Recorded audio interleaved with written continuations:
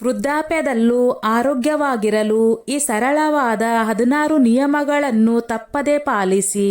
ಈ 16 ನಿಯಮಗಳನ್ನು ಪಾಲಿಸಲು ಪ್ರಾರಂಭಿಸಿದವರು ಪ್ರತಿಶತ 100ರಷ್ಟು ಅವರು ತಮ್ಮನ್ನು ಅನೇಕ ರೀತಿಯ ಕಾಯಿಲೆಗಳಿಂದ ರಕ್ಷಿಸಿಕೊಳ್ಳಬಹುದು. ನೆನಪಿಡಿ, ಆರೋಗ್ಯವಾಗಿರುವುದು ನಾವು ಅಂದುಕೊಂಡಷ್ಟು ಕಷ್ಟವಲ್ಲ. ಬೇಕಾಗಿರುವುದು ಸರಿಯಾದ ವಿಷಯಗಳನ್ನು ಅಳವಡಿಸಿಕೊಳ್ಳುವುದು ಮತ್ತು ತಪ್ಪು ವಿಷಯಗಳಿಂದ ದೂರ ಇರುವುದು. ಪ್ರಕೃತಿಯು ನಮ್ಮ ದೇಹವನ್ನು ಈ ರೀತಿಯಲ್ಲಿ ವಿನ್ಯಾಸಗೊಳಿಸಿದೆ. ನಮ್ಮ ದೇಹವು ತನ್ನ ಕಾಯಿಲೆಯನ್ನು ತಾನೇ ಗುಣಪಡಿಸಿಕೊಳ್ಳುವ ಶಕ್ತಿಯನ್ನು ಹೊಂದಿದೆ. ಪ್ರತಿಯೊಂದು ಕಾಯಿಲೆಯ ವಿರುದ್ಧ ಹೋರಾಡುತ್ತದೆ ಮತ್ತು ತನ್ನನ್ನು ತಾನೇ ಗುಣಪಡಿಸಿಕೊಳ್ಳುತ್ತದೆ.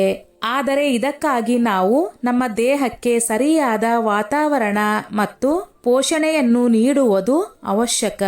ಇದರಿಂದ ಅದು ಈ ಕೆಲಸವನ್ನು ಸರಿಯಾಗಿ ನಿರ್ವಹಿಸಲು ಸಾಧ್ಯವಾಗುತ್ತದೆ.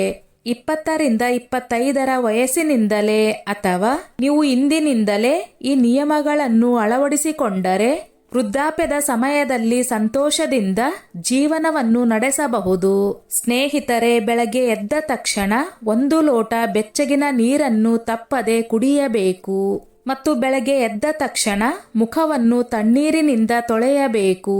ಹೀಗೆ ಮಾಡುವುದರಿಂದ ನಿಮ್ಮ ದೇಹವು ನಿರ್ವಿಷಗೊಳ್ಳುತ್ತದೆ ಮತ್ತು ನಿಮ್ಮ ಕಣ್ಣಿನ ದೃಷ್ಟಿ ಕೂಡ ಹೆಚ್ಚಾಗುತ್ತದೆ. ನಿಮ್ಮ ಆಹಾರದಲ್ಲಿ ಯಾವಾಗಲೂ ಸೈಂಧವ ಲವಣವನ್ನು ಅಂದರೆ ಪಿಂಕ್ ಹಿಮಾಲಯನ್ ಸಾಲ್ಟ್ ಅನ್ನು ಮಾತ್ರ ಬಳಸಬೇಕು.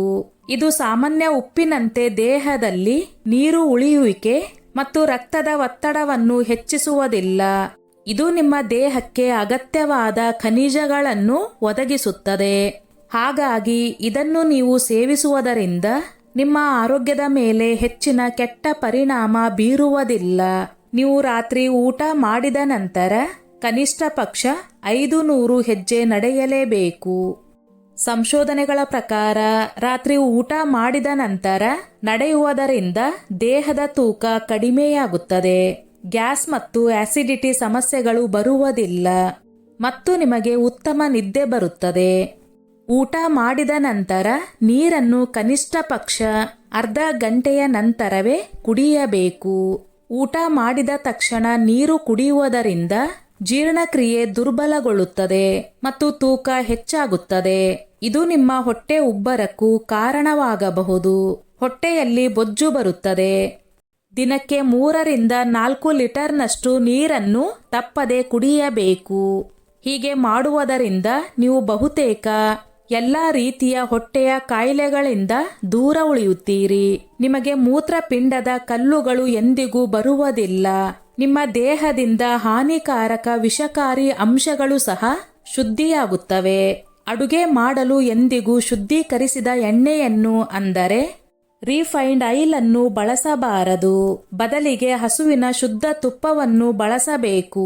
ಶುದ್ಧೀಕರಿಸಿದ ಎಣ್ಣೆ ಬಹಳಷ್ಟು ರಾಸಾಯನಿಕ ಪ್ರಕ್ರಿಯೆಗಳ ನಂತರ ತಯಾರಾಗುತ್ತದೆ ಮತ್ತು ಇದು ನಿಮ್ಮ ಆರೋಗ್ಯಕ್ಕೆ ಬಹಳಷ್ಟು ಹಾನಿಕಾರಕವಾಗಿದೆ. ಇದು ನಿಮ್ಮ ದೇಹದಲ್ಲಿ ಕೆಟ್ಟ ಕೊಲೆಸ್ಟ್ರಾಲ್ ಅನ್ನು ಹೆಚ್ಚಿಸಬಹುದು. ಒಂದು ವೇಳೆ ನೀವು ಹಸುವಿನ ತುಪ್ಪವನ್ನು ಖರೀದಿಸಲು ಸಾಧ್ಯವಾಗದಿದ್ದರೆ ಸಾಸುವೆ ಎಣ್ಣೆ ಅಥವಾ ತೆಂಗಿನ ಎಣ್ಣೆ ಅಥವಾ ಎಳ್ಳಿನ ಎಣ್ಣೆಯನ್ನು ಸಹ ಬಳಸಬಹುದು. ಆಹಾರದಲ್ಲಿ ಎಷ್ಟು ಹೆಚ್ಚು ಬಣ್ಣದ ತರಕಾರಿಗಳು ಮತ್ತು ಹಣ್ಣುಗಳನ್ನು ಬಳಸಲು ಸಾಧ್ಯವೋ ಅಷ್ಟು ಹೆಚ್ಚು ಬಳಸಬೇಕು. ಇದರಿಂದ ನಿಮಗೆ ಬಹಳಷ್ಟು ವಿಟಮಿನ್ಗಳು, ಖನಿಜಗಳು ಮತ್ತು ಪ್ರೋಟೀನ್ಗಳು ದೊರೆಯುತ್ತವೆ. ಇದು ನಿಮ್ಮ ಆರೋಗ್ಯಕ್ಕೆ ಪ್ರಯೋಜನಕಾರಿಯಾಗಿದೆ. ಪ್ರತಿ ಊಟದಲ್ಲೂ ಕನಿಷ್ಠ 3 ರಿಂದ 4 ರೀತಿಯ ತರಕಾರಿಗಳಿದ್ದರೆ ಬಹಳ ಒಳ್ಳೆಯದು. ಹಾಗೆಯೇ ದಿನದಲ್ಲಿ ಹಣ್ಣುಗಳನ್ನು ತಿನ್ನಲು ಪ್ರಯತ್ನಿಸಿ. ಆಹಾರದಲ್ಲಿ ಬಿಳಿ ಬಣ್ಣದ ವಸ್ತುಗಳಿಂದ ದೂರ ಉಳಿಯಬೇಕು. ಅಂದರೆ ಬಿಳಿ ಸಕ್ಕರೆ, ಬಿಳಿ ಉಪ್ಪು, ಬಿಳಿ ಅಕ್ಕಿ ಮತ್ತು ಮೈದಾ ಹಿಟ್ಟು. ಇಂತಹ ಬಿಳಿ ಬಣ್ಣದ ವಸ್ತುಗಳು ಕ್ಯಾಲೋರಿಗಳಿಂದ ತುಂಬಿರುತ್ತವೆ ಮತ್ತು ಇವುಗಳಲ್ಲಿ ನಾರಿನ ಅಂಶ ಬಹಳ ಕಡಿಮೆ ಇರುತ್ತದೆ. ಆದ್ದರಿಂದ ಇವುಗಳನ್ನು ಸೇವಿಸುವುದರಿಂದ ನಿಮಗೆ ಬೊಜ್ಜಿನ ಸಮಸ್ಯೆ, ಮಲಬದ್ಧತೆ ಉಂಟಾಗಬಹುದು ಮತ್ತು ನಿಮ್ಮ ದೇಹಕ್ಕೆ ಹೆಚ್ಚಿನ ಪೋಷಕಾಂಶಗಳು ಸಿಗುವುದಿಲ್ಲ. ಇವೆಲ್ಲವೂ ಹಾನಿಕಾರಕವಾಗಿವೆ. ಇವುಗಳೆಲ್ಲವೂ ನಿಮ್ಮ ರಕ್ತದಲ್ಲಿನ ಸಕ್ಕರೆ ಮಟ್ಟವನ್ನು ಸಹ ತ್ವರಿತವಾಗಿ ಹೆಚ್ಚಿಸಬಹುದು. ರಾತ್ರಿ ಊಟದಲ್ಲಿ ನೀವು ಎಂದಿಗೂ ಮೊಸರು, ರಾಜ್ಮಾ ತಿನ್ನಬಾರದು. ಇದರ ಜೊತೆಯಲ್ಲಿ ರಾತ್ರಿ ಅನ್ನ ತಿನ್ನದೇ ಇದ್ದರೆ ಬಹಳ ಒಳ್ಳೆಯದು. ಇಲ್ಲವೆಂದರೆ ಕಡಿಮೆ ಪ್ರಮಾಣದಲ್ಲಿ ಸೇವಿಸಬೇಕು. ಆಯುರ್ವೇದದ ಪ್ರಕಾರ ರಾತ್ರಿ ಈ ವಸ್ತುಗಳನ್ನು ತಿನ್ನುವುದರಿಂದ ಹೊಟ್ಟೆಯಲ್ಲಿ ಗ್ಯಾಸ್, ಆಸಿಡಿಟಿ ಉಂಟಾಗುತ್ತದೆ ಮತ್ತು ನಿಮ್ಮ ತೂಕ ಹೆಚ್ಚಾಗುವ ಸಮಸ್ಯೆ ಪ್ರಾರಂಭವಾಗುತ್ತದೆ. ಆದ್ದರಿಂದ ಈ ವಸ್ತುಗಳನ್ನು ನೀವು ತಿನ್ನಬೇಕಿದ್ದರೆ ಯಾವಾಗಲೂ ಹಗಲಿನಲ್ಲಿ ಮಾತ್ರ ತಿನ್ನಬೇಕು. ರಾತ್ರಿಯ ಊಟವು ಎಂದಿಗೂ ಹಗುರವಾಗಿರುವುದು ಬಹಳ ಉತ್ತಮ. ಬೆಳಗ್ಗೆ ಖಾಲಿ ಹೊಟ್ಟೆಯಲ್ಲಿ ಚಹಾ ಮತ್ತು ಕಾಫಿಯನ್ನು ಎಂದಿಗೂ ಕುಡಿಯಬಾರದು. ಇದರಿಂದ ಖಾಲಿ ಹೊಟ್ಟೆಯಲ್ಲಿ ಆಮ್ಲ ಹೆಚ್ಚು ಉತ್ಪತ್ತಿಯಾಗುತ್ತದೆ ಮತ್ತು ಹಸಿವು ಕಡಿಮೆಯಾಗುತ್ತದೆ. ಒಂದು ವೇಳೆ ನಿಮಗೆ ಬೆಳಗ್ಗೆ ಚಹಾ ಕುಡಿಯಲೇಬೇಕೆಂದಿದ್ದರೆ ಬೆಳಗ್ಗೆ ಏನಾದರೂ ಹಗುರವಾದ ತಿಂಡಿಯನ್ನು ಮೊದಲು ತಿನ್ನಿ. ಅದರ ನಂತರವೇ ನೀವು ಚಹಾ ಅಥವಾ ಕಾಫಿಯನ್ನು ಕುಡಿಯಿರಿ. ರಾತ್ರಿ ಎಂದಿಗೂ ಭಾರವಾದ ಊಟವನ್ನು ಮಾಡಬಾರದು. ಹೀಗೆ ನೀವು ಮಾಡುವುದರಿಂದ ತೂಕ ಬಹಳ ವೇಗವಾಗಿ ಹೆಚ್ಚಾಗುತ್ತದೆ. ನಮ್ಮ ಚಯಾಪಚಯ ಕ್ರಿಯೆ ನಿಧಾನವಾಗುತ್ತದೆ ಮತ್ತು ಮಧುಮೇಹ, ಕೊಲೆಸ್ಟ್ರಾಲ್ ಮತ್ತು ಹೃದಯಾಘಾತದ ಅಪಾಯವು ಹೆಚ್ಚಾಗುತ್ತದೆ. ರಾತ್ರಿ ಬೇಗನೆ ಊಟ ಮುಗಿಸುವುದು ಬಹಳ ಉತ್ತಮ. ಪ್ರತಿದಿನ ಒಂದು ಸೇಬು ಹಣ್ಣನ್ನು ತಪ್ಪದೆ ತಿನ್ನಬೇಕು. ಪ್ರತಿದಿನ ಒಂದು ಸೇಬು ಹಣ್ಣನ್ನು ತಿನ್ನುವುದರಿಂದ ವೈದ್ಯರಿಂದ ದೂರ ಉಳಿಯಬಹುದು. ಸೇಬು ಹಣ್ಣಿನಲ್ಲಿ ಫೈಬರ್ ಮತ್ತು ಆಂಟಿ ಆಕ್ಸಿಡೆಂಟ್ಗಳು ಸಮೃದ್ಧವಾಗಿವೆ. ಸೇಬು ಹಣ್ಣು ದುಬಾರಿ ಎಂದು ನೀವು ಯೋಚಿಸಬಹುದು, ಆದರೆ ಆರೋಗ್ಯವೊಮ್ಮೆ ಹಾಳಾದರೆ ವೈದ್ಯರಿಗೆ ಕೊಡುವ ದುಡ್ಡು ಔಷಧಿಗಳಿಗೆ ಸುರಿಯುವ ದುಡ್ಡಿನ ಜೊತೆ ಅನುಭವಿಸುವುದರ ಬದಲು ಕನಿಷ್ಠ ವಾರಕ್ಕೆ 4 ರಿಂದ 5 ದಿನವಾದರೂ ತಿನ್ನುವುದು ಬಹಳ ಒಳ್ಳೆಯದು. ಪ್ರತಿದಿನ 10,000 ಹೆಜ್ಜೆ ನಡೆಯುವ ಗುರಿಯನ್ನು ಹೊಂದಬೇಕು. ಇತ್ತೀಚಿನ ದಿನಗಳಲ್ಲಿ ನಮ್ಮೆಲ್ಲರ ಬಳಿಯೂ ಸ್ಮಾರ್ಟ್ ಫೋನ್ಗಳಿವೆ. ಆದ್ದರಿಂದ ಪ್ರತಿಯೊಂದು ಸ್ಮಾರ್ಟ್ ಫೋನ್ನಲ್ಲಿ ನಿಮ್ಮ ಹೆಜ್ಜೆಗಳನ್ನು ಟ್ರ್ಯಾಕ್ ಮಾಡುವ ಯಾವುದಾದರೂ ಅಪ್ಲಿಕೇಶನ್ ಖಂಡಿತ ಸಿಗುತ್ತದೆ. ಈ ಹೆಜ್ಜೆಗಳ ಮೂಲಕ ನೀವು ಪ್ರತಿದಿನ ಕನಿಷ್ಠ 10,000ಗಳಷ್ಟು ಹೆಜ್ಜೆ ನಡೆಯುತ್ತಿದ್ದೀರಾ ಎಂದು ಖಚಿತಪಡಿಸಿಕೊಳ್ಳಿ. ಪ್ರಾರಂಭದಲ್ಲಿ ಅಷ್ಟು ನಡೆಯಲು ಸಾಧ್ಯವಿಲ್ಲ ಅಥವಾ ಹಾಗಾಗಿ 1,000 ಅಥವಾ 2,000 ಹೆಜ್ಜೆಯಿಂದ ಪ್ರಾರಂಭಿಸಿ ನಿಧಾನವಾಗಿ ಹೆಚ್ಚಿಸಬೇಕು. ಕಾಲ್ನಡಿಗೆ ಆರೋಗ್ಯಕ್ಕೆ ಅತ್ಯುತ್ತಮ ಮತ್ತು ಸುಲಭವಾದ ವ್ಯಾಯಾಮವಾಗಿದೆ. ನೀವು ಹೀಗೆ ಮಾಡುವುದರಿಂದ ಮಧುಮೇಹ, ಬೊಜ್ಜು, ರಕ್ತದೊತ್ತಡ ಅಥವಾ ಹೃದಯಾಘಾತದಂತಹ ಅನೇಕ ಕಾಯಿಲೆಗಳ ಅಪಾಯವು ಗಣನೀಯವಾಗಿ ಕಡಿಮೆಯಾಗುತ್ತದೆ. ದಿನನಿತ್ಯದ ನಡಿಗೆ ನಿಮ್ಮ ಮನಸ್ಸಿನ ಆರೋಗ್ಯಕ್ಕೂ ಬಹಳ ಉತ್ತಮ. ಪ್ರತಿದಿನ 1 ಗ್ಲಾಸ್ ನೀರಿಗೆ ನಿಂಬೆ ರಸವನ್ನು ಸೇರಿಸಿ ತಪ್ಪದೆ ಕುಡಿಯಬೇಕು. ನಿಂಬೆ ನೀರು ಕುಡಿಯುವುದರಿಂದ ನೀವು ಬೊಜ್ಜಿನ ಸಮಸ್ಯೆಯಿಂದ ದೂರ ಇರುತ್ತೀರಿ ಮತ್ತು ನಿಮ್ಮ ದೇಹವು ನಿರ್ವಿಷಗೊಳ್ಳುತ್ತದೆ. ನಿಂಬೆ ಹಣ್ಣಿನಲ್ಲಿ ವಿಟಮಿನ್ ಸಿ ಅತ್ಯಂತ ಸಮೃದ್ಧ ಮೂಲವಾಗಿದೆ. ಆದ್ದರಿಂದ ಇದರಿಂದ ನಿಮ್ಮ ರೋಗ ನಿರೋಧಕ ಶಕ್ತಿ ಸಹ ಹೆಚ್ಚುತ್ತದೆ ಮತ್ತು ಹವಾಮಾನ ಬದಲಾಗುವಾಗ ಉಂಟಾಗುವ ಸಣ್ಣ ಪುಟ್ಟ ಕಾಯಿಲೆಗಳಿಂದಲೂ ನೀವು ದೂರ ಉಳಿಯುತ್ತೀರಿ. ನಿಂಬೆ ನೀರನ್ನು ಬೆಳಗ್ಗೆ ಖಾಲಿ ಹೊಟ್ಟೆಯಲ್ಲಿ ಸೇವಿಸುವುದು ಹೆಚ್ಚು ಪ್ರಯೋಜನಕಾರಿ.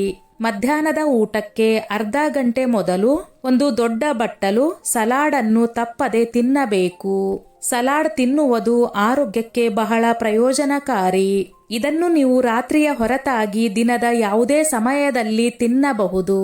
ಆದರೆ ಮಧ್ಯಾಹ್ನದ ಊಟಕ್ಕೆ ಅರ್ಧ ಗಂಟೆ ಮೊದಲು ನೀವು ಸಲಾಡ್ ಅನ್ನು ತಿನ್ನುವುದಾದರೆ ಇದರಿಂದ ನಿಮಗೆ ವಿಶೇಷವಾಗಿ ಉತ್ತಮ ಪ್ರಯೋಜನಗಳು ಸಿಗುತ್ತವೆ. ಇದರಿಂದ ನಿಮ್ಮ ರಕ್ತದಲ್ಲಿನ ಸಕ್ಕರೆ ನಿಯಂತ್ರಣದಲ್ಲಿ ಇರುತ್ತದೆ. ನಿಮ್ಮ ಬೊಜ್ಜು ಕೂಡ ಕಡಿಮೆಯಾಗುತ್ತದೆ. ದೇಹದಲ್ಲಿ ಶಕ್ತಿ ಹೆಚ್ಚಾಗುತ್ತದೆ ಮತ್ತು ನಿಮ್ಮ ಜೀರ್ಣಕ್ರಿಯೆಯು ಸುಧಾರಿಸುತ್ತದೆ. ನೀರನ್ನು ಯಾವಾಗಲೂ ಕುಳಿತುಕೊಂಡು ಮತ್ತು ಸ್ವಲ್ಪ ಸ್ವಲ್ಪ ನಿಧಾನಕ್ಕೆ ಕುಡಿಯಬೇಕು. ಎಂದಿಗೂ ಒಂದೇ ಸಾರಿ ಪೂರ್ತಿ ಕುಡಿಯುವುದು ಅಥವಾ ನಿಂತುಕೊಂಡು ಕುಡಿಯುವುದನ್ನು ನೀವು ತಪ್ಪಿಸಬೇಕು. ನೀರಿಗೆ ಸಂಬಂಧಿಸಿದ ಮತ್ತೊಂದು ವಿಷಯವನ್ನು ನೀವು ವಿಶೇಷವಾಗಿ ಗಮನಿಸಬೇಕು. ಅದು ಏನೆಂದರೆ ಎಂದಿಗೂ ನೀವು ಹೆಚ್ಚು ತಣ್ಣನೆಯ ನೀರನ್ನು ಕುಡಿಯಬಾರದು. ನೀವು ಯಾವಾಗಲೂ ಸ್ವಲ್ಪ ಬೆಚ್ಚಗಿನ ನೀರನ್ನು ಬಳಸುವ ಅಭ್ಯಾಸವನ್ನು ಮಾಡಿಕೊಂಡರೆ ಇದರಿಂದ ನಿಮಗೆ ಎಂದಿಗೂ ಯಾವುದೇ ಹೊಟ್ಟೆಯ ಕಾಯಿಲೆ ಬರುವುದಿಲ್ಲ. ನಿಮ್ಮ ಕೊಲೆಸ್ಟ್ರಾಲ್ ಸಹ ಕಡಿಮೆಯಾಗುತ್ತದೆ ಮತ್ತು ದೇಹವು ಹಗೂರವಾಗುತ್ತದೆ ಮತ್ತು ಬೊಜ್ಜು ಸಹ ಕಡಿಮೆಯಾಗುತ್ತದೆ. ಒಂದು ವೇಳೆ ಬೇಸಿಗೆಯ ಸಮಯವಾಗಿದ್ದು ನಿಮಗೆ ಬೆಚ್ಚಗಿನ ನೀರು ಕುಡಿಯಲು ಇಷ್ಟವಾಗದಿದ್ದರೆ ಅಂತಹ ಸಮಯದಲ್ಲಿ ನೀವು ಸಾಮಾನ್ಯ ಕೊಠಡಿಯ ತಾಪಮಾನದ ನೀರನ್ನು ಅಂದರೆ ರೂಮ್ ಟೆಂಪರೇಚರ್ನಲ್ಲಿರುವ ನೀರನ್ನು ಕುಡಿಯಿರಿ ಅಥವಾ ಮಡಿಕೆಯ ನೀರನ್ನು ಸಹ ಬಳಸಬಹುದು. ಒಂದು ವೇಳೆ ನಿಮಗೆ ಬಿಪಿ, ಶುಗರ್, ಥೈರಾಯ್ಡ್, ಅಲರ್ಜಿ, ವಾತ, ಪಿತ್ತ ಹೀಗೆ ಬೇರೆ ಬೇರೆ ಯಾವುದಾದರೂ ಸಮಸ್ಯೆಗಳಿದ್ದರೆ ನಾವು ಮೇಲೆ ಹೇಳಿದ ನಿಯಮಗಳನ್ನು ನಿಮ್ಮ ಆರೋಗ್ಯಕ್ಕೆ ತಕ್ಕಂತೆ ಅನುಗುಣವಾಗಿ ಅನುಸರಿಸಿ. ಸ್ನೇಹಿತರೆ, ಈ ನನ್ನ ಮಾಹಿತಿ ನಿಮಗೆ ಇಷ್ಟವಾಗಿದ್ದಲ್ಲಿ ದಯವಿಟ್ಟು ಶೇರ್ ಮಾಡಿ, ಲೈಕ್ ಮಾಡಿ ಮತ್ತು ಸಬ್ಸ್ಕ್ರೈಬ್ ಮಾಡಿ.